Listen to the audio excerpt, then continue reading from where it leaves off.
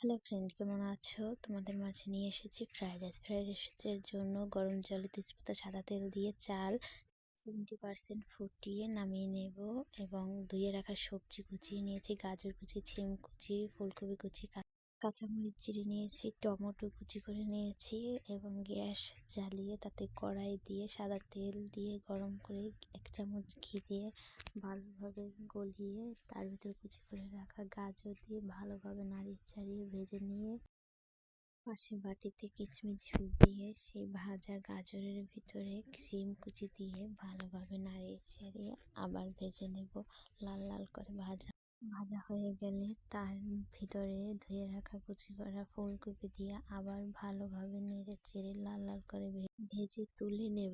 চাল ছেঁকে তুলে রেখে সেই ভাজা সবজির ভিতরে চাল দিয়ে ভালোভাবে নাড়িয়ে চেড়ে ভেজে তুলে নেব। Ready fried rice.